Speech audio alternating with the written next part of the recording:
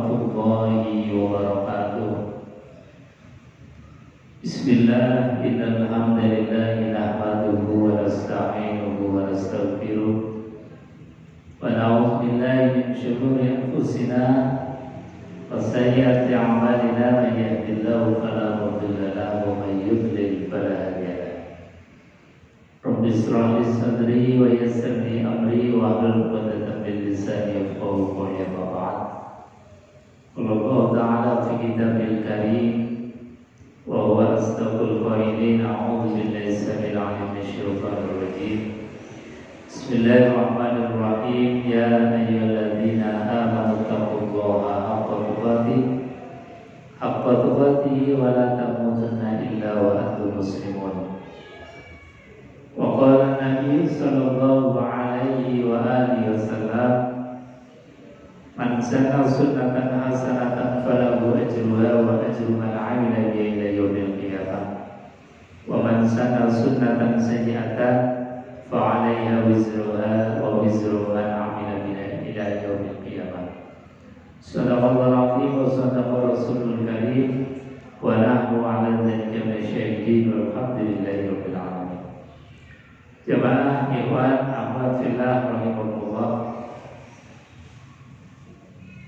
Pertama, kita bersyukur kepada Allah Subhanahu wa Ta'ala untuk sore hari ini kita kembali bisa bersua hadir untuk mengikuti kajian Qoblal Iftar di Masjid Al-Azhar ini. Mudah-mudahan hadirnya kita dari rumah masing-masing, dari tempat masing-masing menuju masjid ini, setiap langkahnya dicatat sebagai amal sholeh, setiap nafas kita dicatat sebagai ibadah, dan mudah-mudahan mendapatkan ilmu yang bermanfaat. Amin ya rabbal alamin. Teman-teman yang mazhar, ikhwan akhwat fillah rahimakumullah. Pada pertemuan sebelumnya kami menyampaikan janjinya Allah Subhanahu wa Ta'ala yang diawali dengan beberapa kali sumpah. Sore hari ini saya ingin mengkaji surat Al-Adiyat yang kembali juga Allah Subhanahu wa Ta'ala itu menyampaikan informasi penting, informasi tentang tabiat atau tabiat manusia, kebiasaan manusia, yang manusia itu disifati dan punya sifat karakter dasar itu terhadap Tuhannya, terhadap Allah Subhanahu wa Ta'ala sangat ingkar. Ini bawaan manusia yang harus kita pahami, yang harus kita sadari, sehingga kita kemudian menjauhi dari sifat ingkar ini. Allah sampaikan informasi bahwa karakter dasar manusia itu punya sifat ingkar yang sangat terhadap Tuhan. Itu bahkan Allah mengawali informasi ini dengan beberapa kali sumpah. Kalau dalam surat yang kemarin kita kaji, itu Allah 4 kali bersumpah untuk menghantarkan satu informasi. Innama tu'aduna la shadiq. Sesungguhnya yang dijanjikan Allah itu pasti benar. Nah, ini Allah sampaikan informasi, innal insana li rabbihi lakanud. Kata Allah, innal insana, sungguh yang namanya manusia, li rabbihi, terhadap Tuhannya, lakanud, itu sungguh sangat ingkar. Ini informasi dari Allah. Allah sampaikan ini dengan kalimat tauhid, innal insana sungguh benar-benar terhadap Tuhannya manusia itu sering kali ingkar kepada Allah Subhanahu wa Ta'ala. Bahkan ketika Allah sampaikan informasi ini, Allah bersumpah beberapa kali. Wal 'adiyati dhabha fal muriyati qadha fal mughirati subha fa'atharna bihi naq'an fawasatna bihi jam'an. 5 kali Allah bersumpah atas nama makhluk, atas nama keadaan, atas nama suasana. Ini para ulama tafsir menjelaskan kalau ada kalimat yang diawali sumpah itu berarti kalimat itu sangat penting. Makanya ketika ada pejabat yang mau berikrar untuk menerima satu amanah, dia itu disumpah dulu. Artinya apa? Bahwa kalimat yang kemudian akan disampaikan itu adalah sangat penting. Makanya disumpah. Kalau Islam, ya dia bersumpah di bawah Al-Quran dengan mengucapkan demi Allah atau demi Tuhan. Ini yang pertama. Yang kedua, kenapa Allah itu mengawali informasi itu dengan sumpah? Karena seringkali informasi yang Allah berikan itu didustakan oleh manusia. Makanya kemudian untuk menguatkan Allah bersumpah. Ya seperti kita kadang misalnya dituduh seseorang, sudah kita bantah sekali, masih saja nggak percaya. Kemudian kita ucapkan lagi 2 kali, belum juga percaya. Biasanya kalau sepanjang itu karena saking mangkalnya kita, kemudian kita bersumpah demi Allah, wallahi.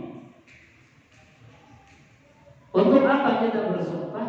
Menguatkan kalimat yang kita ucapkan. Nah, ini persis seperti Allah Subhanahu wa Ta'ala mengatakan innal insana li rabbih lakanut. Sungguh manusia terhadap Tuhannya itu banyak ingkarnya. Maka Allah sampaikan wal 'adiyati dhabha fal muriyati qadha fal mughirati subha fa'atharna bihi naf'an fawasatna bihi jam'an. Baru Allah sampaikan innal insana li rabbih lakanut. Kenapa manusia itu seringkali ingkar terhadap Tuhannya? Ingkar itu boleh jadi dia tidak percaya sama Tuhan, atau bisa saja yang namanya ingkar dia tahu tapi dia tidak menjalankan hukum-hukum yang Allah terangkan. Itu juga ingkar. Jadi tahu tetapi tidak mau menjalankan apa yang Allah perintahkan, dan juga justru melakukan apa yang Allah larang. Seringkali manusia itu kecenderungan besarnya adalah pengingkaran terhadap kepatuhan kepada Allah Subhanahu wa Ta'ala. Dan kita bisa lihat bahwasanya misalnya di bulan suci puasa, di bulan suci Ramadan ini, antara yang berpuasa dengan kesungguhan dan orang yang tidak berpuasa itu mungkin ya bisa dibandingkan. Orang yang sholat dengan orang yang tidak sholat, itu juga bisa kita saksikan. Di mana misalnya masjid banyak, kaum muslimin yang ada di sekitar kita banyak, tetapi cenderung masjid itu masih sepi ketika Allah Subhanahu wa Ta'ala itu sudah memanggil. Jadi ini diantara barometer ukuran yang tampak. Tidak usah kita melakukan survei yang jelimet misalnya. Dengan kita survei melihat masjid ketika Allah Subhanahu wa Ta'ala sudah memanggil saja, itu masih sangat jauh prosentasinya antara yang muslim dengan yang masuk ke dalam masjid. Artinya apa? Informasi dari Allah, innal insana lirabbihi lakanud, itu sungguh informasi dasar yang sangat penting agar kita betul-betul punya kesadaran apakah kita termasuk yang disifati Allah sebagai lakanud, orang yang banyak ingkarnya. Kalau kemudian kita antara informasi dari Allah dengan faktanya dan kita tidak ada perubahan, tidak ada usaha untuk perbaikan, ya berarti Allah Subhanahu wa Ta'ala masih ragu-ragu, tapi kita nggak pakai ragu-ragu itu. Ya bisa jadi kita akan celaka. Sebab misalnya kita melewati jalan, ada rambu-rambu tidak boleh belok kanan, kita belok kanan. Ada rambu-rambu tidak boleh diteruskan, kita malah bablas. Ada rambu-rambu bahwa tempat itu rawan longsor, kita memaksakan diri untuk lewat, pas dilalang longsor betulan. Ini kan artinya orang yang tidak mematuhi rambu-rambu yang sudah diberikan. Persis seperti Allah sampaikan, Allah sudah kasih rambu-rambu. Karakter dasarnya manusia itu memang suka ingkar. Tapi manusia kan dibekali oleh Allah Subhanahu wa Ta'ala ada akal, ada pikiran, ada hati, ada Al-Quran, bahkan contoh yang konkret baginda Rasulullah Sallallahu Alaihi Wasallam. Artinya tidak ada alasan lagi kemudian kita ingkar. Baginda Rasulullah Sallallahu Alaihi Wasallam itu di dalam menjelaskan kepada kita begitu detail. Misalnya kenapa kita ingkar, mungkin karena kita kurang kenal dengan Allah Subhanahu wa Ta'ala. Maka baginda Rasulullah dengan Al-Qur'annya itu mengenalkan kita kepada Allah Subhanahu wa Ta'ala, bahwa Allah itu punya sifat az-zahir wal batin. Allah punya sifat az-zahir yang maha tampak. Artinya Allah itu sebetulnya gampang sekali untuk dikenali. Ketika kita melihat apapun, itu harusnya yang tampak adalah Allah Subhanahu wa Ta'ala. Karena apa? Apapun yang kita lihat itu sebetulnya sesuatu yang spektakuler. Taruhlah misalnya kita duduk di tempat ini, merasakan sepoi-sepoinya angin. Ini kadang-kadang kita nggak merasakan bahwa angin itu yang Allah ciptakan luar biasa. Tapi kita nggak bisa merasakan karena sudah saking biasanya kita merasakan angin, hembusannya yang begitu sepoi-sepoi. Tapi kalau kita meneliti tentang angin, ini baru angin misalnya, itu luar biasa. Sejarah angin sebelum Nabiullah Adam alaihissalam diturunkan ke muka bumi ini, angin yang ada di alam semesta itu kisarannya luar biasa. Jadi seperti angin topan, angin puting beliung. Itulah gambaran angin sebelum manusia itu diturunkan ke muka bumi. Kemudian Allah Subhanahu wa Ta'ala menundukkan, karena bumi ini mau ditinggali manusia. Kalau manusia di bumi kemudian anginnya berhembus dengan sangat keras, sangat kencang, itu manusia gak akan bisa nyaman, bahkan gak akan bisa hidup. Makanya di Quran itu watasri khirriya, Allah sampaikan bahwasanya Adam, aku utus kamu di muka bumi sebagai khalifatullah, dan sudah saya siapkan medianya, siapkan fasilitasnya, termasuk bumi yang nyaman, yang asalnya angin itu sesuatu yang sangat menakutkan. Kemudian angin itu ditundukkan Allah Subhanahu wa Ta'ala, sehingga seperti sekarang ini kita bisa duduk dengan nyaman, bahkan menghirup udara juga nggak terasa. Saking nggak terasanya kita itu bolak-balik menghirup udara mungkin ratusan ribuan kali, tapi kita nggak merasakan saking nikmatnya dan saking lembutnya angin yang sudah ditundukkan Allah Subhanahu wa Ta'ala.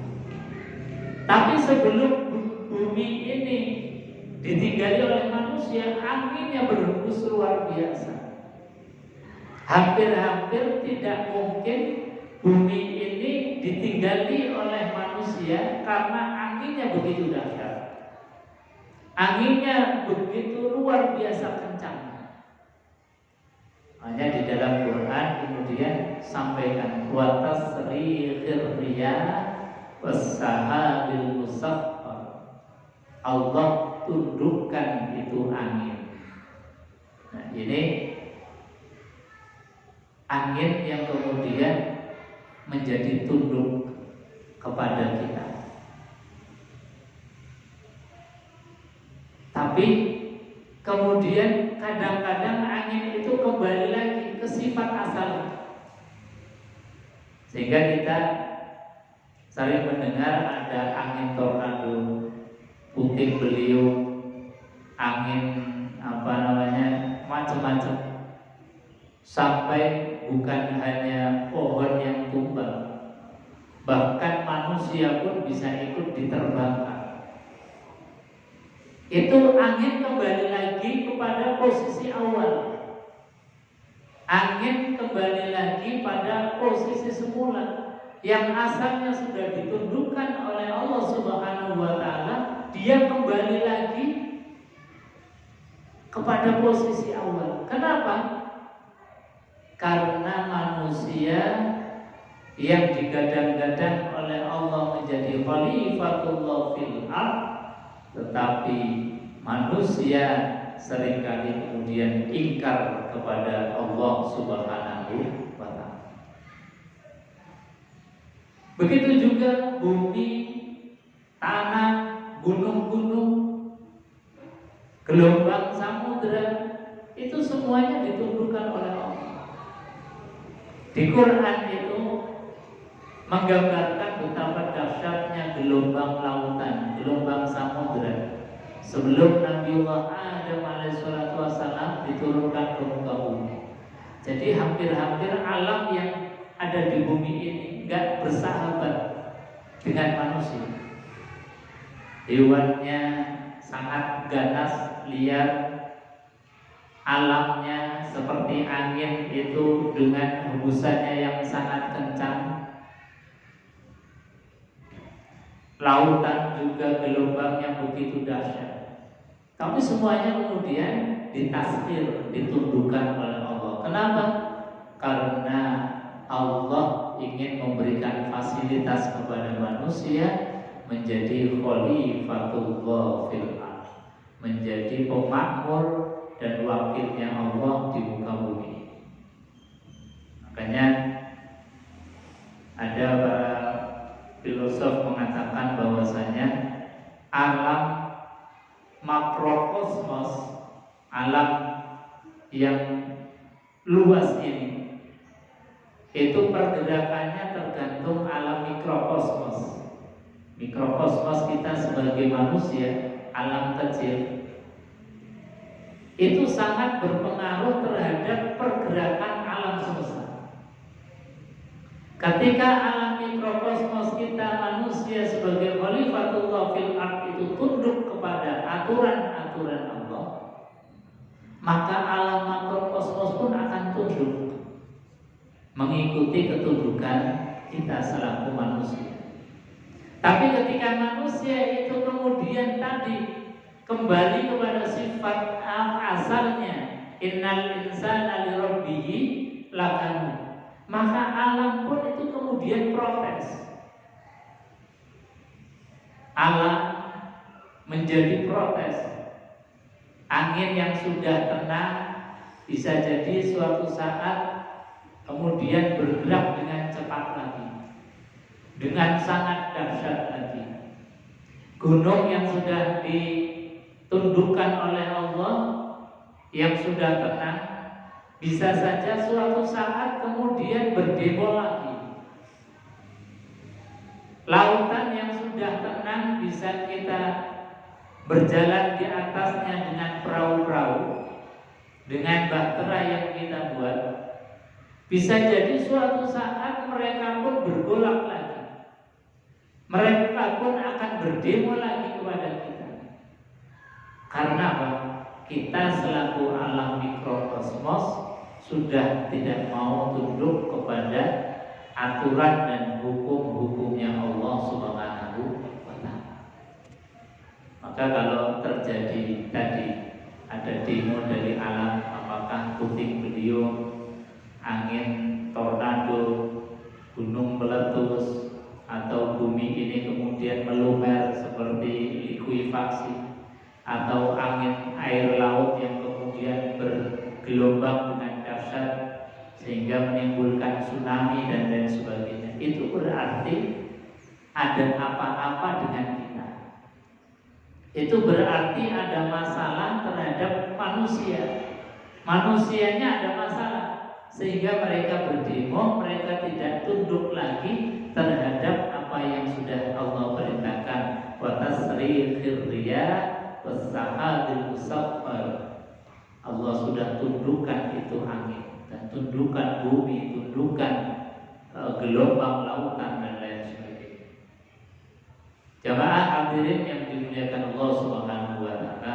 Jadi sekali lagi bahwa pergerakan alam makrokosmos, alam besar ini akan sangat tergantung dengan pergerakan kita alam mikrokosmos manusia. Jadi kalau manusianya baik, alam pun akan mudah untuk baik. Kalau manusianya ini penuh dengan pembangkangan terhadap Allah, maka alam raya pun kemudian akan membangkang terhadap manusia. Jadi ada pembangkangan asal alam semesta ini. Apakah itu namanya gunung meletus, apakah itu namanya tsunami, apakah itu namanya angin topan, puting beliung, tornado dan lain sebagainya. Atau seperti kemarin 2 tahun itu dilanda pandemi karena virus corona. Jadi alam makro itu bergerak tergantung daripada kitanya. Ketika kita itu kemudian tadi kembali kepada karakter dasarnya manusia, innal insana li rabbih lakanu, maka alam makro ini juga bergerak, tidak kemudian manut terhadap apa yang manusia kehendaki. Maka sekali lagi, untuk meredam alam makrokosmos ini berdemo kembali kepada karakter dasarnya, kita juga harus mampu mengendalikan diri dari karakter dasar kita yang seringkali membangkang terhadap Allah. Kita mulai belajar untuk menjadi orang yang tunduk patuh kepada aturan-aturan yang Allah sudah ajarkan kepada kita melalui Al-Quran dan contoh dari baginda Rasulullah Sallallahu Alaihi Wasallam. Teman-teman ikhwan dan akhwatillah rahimakumullah. Jadi sekali lagi ada kolerasi dan hubungannya antara kita dengan alam semesta. Wa innahu ala dzalika lasyahid. Kata Allah, dan sesungguhnya manusia, wa innahu, dan manusia, kita ini ala dzalika, terhadap pembangkangan kita, terhadap keingkaran kita pada Allah, itu lasyahid. Seringkali kita itu tahu. Jadi kita sendiri kadang-kadang tahu bahwa kita ini ya kadang enggan, kadang malas, kadang ingkar. Itu kita tahu bahwa manusia itu ya seringkali betul-betul ingkar, dan kita memang sudah dinas oleh Allah, kita sendiri tahu. Tapi kemudian untuk memperbaiki kesalahan kita, ingkar kepada Allah, ini seringkali kemudian bertempur dua sifat yang ada di kita. Sifat baik dan sifat buruk kita itu bertempur. Dan kadang-kadang kita kalah di dalam pertempuran itu. Allah kan kasih sifat ke dalam kita, diri kita itu dua sifat. Fa'alhamaha fujuraha wa taqwaha. Fa'alhamaha, dan kami ilhamkan kepada manusia, kami berikan modal kepada manusia fujuraha, sifat jelek, wa taqwaha, dan sifat baik, sifat takwa. Nah, ini seringkali bertempur, berperang di dalam diri kita. Kita tahu bahwasanya kita sering ingkar, kemudian sifat takwa kita giring. Ayo perbaiki, ayo kita taat sama Allah. Tapi sifat fujurnya kemudian ngojok-ngojoki lagi. Enggak apa-apa, banyak temennya. Enggak apa-apa, waktu sholat kan masih panjang. Enggak apa-apa, puasa kan bukan hanya hari ini, dan lain sebagainya. Enggak apa-apa, ngaji kan sudah biasa. Malah kadang-kadang diajak ngaji, jawabannya wis tahu, sudah pernah, sudah paham. Jadi ngaji itu bukan hanya kemudian kita rutinitas, meskipun kita sudah tahu, sudah pernah. Kalau kita kaji dan mengkaji terus, pasti ada sesuatu yang baru. Hanya seperti kita makan. Ketika diajak makan, meskipun makannya dimakan itu aja, kita juga enggak mengatakan bahwasanya wis tahu. Paling biasa makan itu. Kan enggak? Tadi pagi kita sahur makan nasi, nanti buka makan nasi, juga kita enggak pernah ngomong wis tahu, sudah pernah. Itu sama dengan ngaji. Ngaji meskipun kita sudah pernah mendengar, pernah memahami, tapi ketika dipahamkan lagi, dikaji lagi, pasti ada sesuatu yang baru. Atau paling tidak mengingatkan kembali, merefresh apa yang kita sudah tahu, kemudian lupa, diingatkan lagi, atau kita mendapatkan materi-materi yang baru, mendapatkan hikmah-hikmah yang baru. Nah, ini Allah sampaikan bahwa sekali lagi karakter dasar bawaan manusia, innal insana lirabbihi lakanud wa innahu ala dzalika lasyahid, bahwa manusia terhadap Tuhannya sering kali ingkar, dan ketika dia ingkar, dia melihat sendiri, dia tahu persis, dia memahaminya. Wa innahu li hubbil khairi lasyadid, Dan sesungguhnya lihubbil khairi lasyadid, kecintaan terhadap dunia itu berlebihan. Nah, ini yang menyebabkan kemudian manusia susah untuk move on. Manusia susah untuk move on dari keingkaran kepada Allah karena seringkali kejelekan itu dibalut dengan hubud dunia, dibalut dengan cinta dunia yang berlebihan. Makanya Nabi Shallallahu Alaihi Wasallam itu mengingatkan kepada kita bahwasanya hubud dunia raksu kulla khati'atin, cinta kepada dunia yang berlebihan itu pokok dan pangkal daripada kejelekan, daripada kejahatan. Ini hubud dunia yang berlebih, yang kemudian sampai-sampai menutup mata batin, menutup mata hati kita, sehingga meskipun ada sifat takwa di dalam diri kita, sifat baik di dalam diri kita, itu masih terus dikalahkan oleh sifat fujur, sehingga kita kadang-kadang kemudian kalah terus di dalam pertempuran antara hati kita, pertempuran dua sifat baik dan sifat buruk di dalam diri kita. Ini seringkali kemudian dimenangkan oleh sifat fujur. Kenapa? Wa innahu lihubbil khairi lasyadid, karena sesungguhnya manusia itu terhadap dunia itu cintanya kadang berlebih. Dan ini memang karakter dasar manusia, nggak pernah akan berhenti. Kata Quran dalam surat At-Takatsur, alhaakumut takatsur hatta zurtumul maqabir. Alhaakum, jadi bermegah-megahan, melalaikan manusia, hatta zurtumul maqabir, sampai manusia itu dimasukkan ke dalam kubur.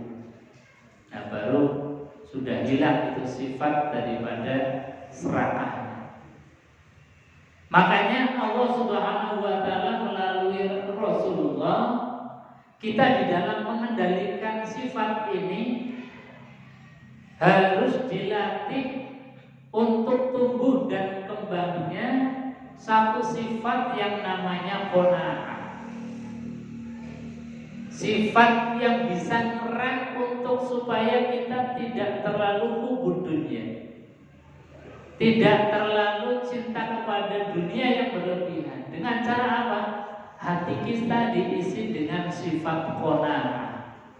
Qanaah itu merasa cukup sesuatu yang Allah berikan sekarang, Allah berikan hari ini, itu adalah sesuatu yang terbaik bagi kita. Allah kasih tubuh ini sehat, alhamdulillah. Mungkin suatu saat diberikan sakit, ya alhamdulillah. Itu namanya qanaah. Diberikan oleh Allah harta sehingga kita bisa apa saja, alhamdulillah. Suatu saat mungkin diberikan kesempitan oleh Allah, juga tetap alhamdulillah.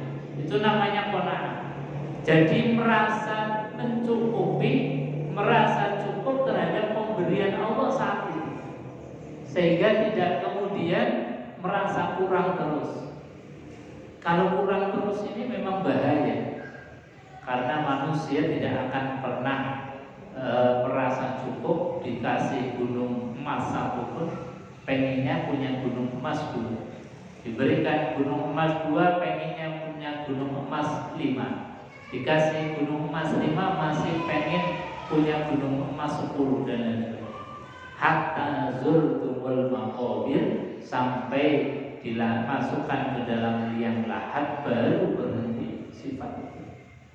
Makanya sebelum sifat itu kemudian merajalela di dalam tubuh kita, kita harus punya remnya, yaitu sifat qanaah, sifat merasa cukup terhadap yang Allah berikan kepada kita. Hadirin jemaah yang dimuliakan Allah Subhanahu wa taala, cirinya orang qanaah itu mudah untuk mengucapkan alhamdulillah, tidak pernah suudzon sama Allah. Suudzon sama Allah itu begini, ya Allah, saya sudah puasa kok masih susah saja. Saya sudah sholat gak pernah tak tinggalkan, bahkan tahajud sudah sering, kok hidup masih sempit saja, kok rasanya masih begini-begini saja. Nah, itu namanya suudzon sama Allah.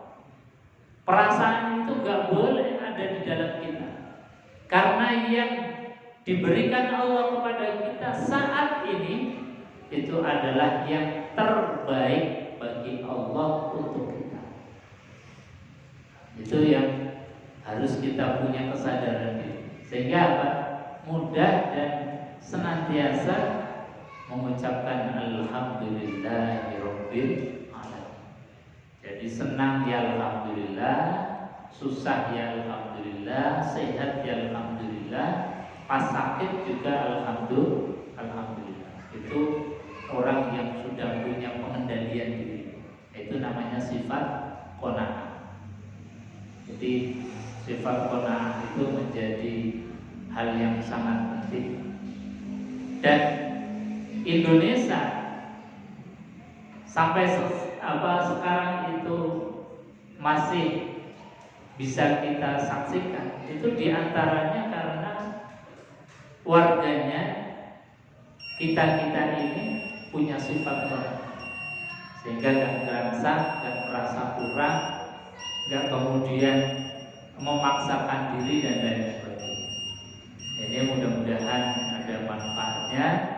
Sekali lagi kita ingat terus bahwa manusia itu punya karakter dasar sering membangkang kepada Allah, sehingga bagaimana caranya supaya kita tetap menjadi Abdullah, hamba yang selalu taat kepada Allah Subhanahu wa taala. Amin ya rabbal alamin. Kita tutup dengan doa kafaratul majelis. Subhanakallahumma wa bihamdika asyhadu an la ilaha illa anta